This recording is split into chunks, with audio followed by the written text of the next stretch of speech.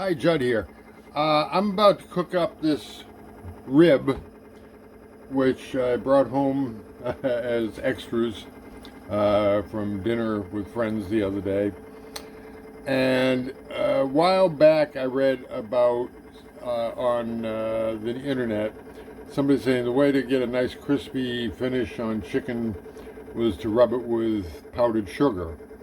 And I went ahead and tried it on this rib. Now this rib had no sauce on it. It was cooked on a barbecue. It was fully cooked and it was very good.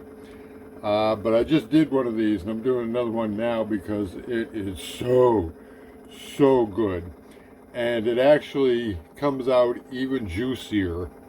You can see the powdered sugar is already being absorbed by the moisture on the surface of the rib. It was completely white when I first dipped it. And I'm warming up the toaster oven, so I do everything in my toaster oven, to get it good and hot. I'm going to cook this up. I cooked the last one up for 15 minutes. I'm going to cook this one up from a little bit more. And oh my God, this is just so good. And I just want to show you at the end what it looks like when it comes out of the oven. Okay, it's been about 18 minutes, I think, in a preheated oven. You can see not all the sugar has caramelized, but a whole bunch of it has.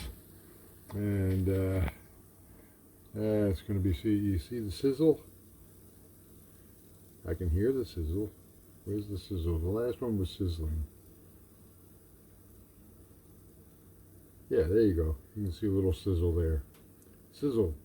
So that's plenty moist inside. And we're going to let that set for a while before we eat it because I don't like hot food. I like warm food. Okay, let's take a look at this baby. Oh, she's stuck. There we go. Okay. There's my plate. My plate here.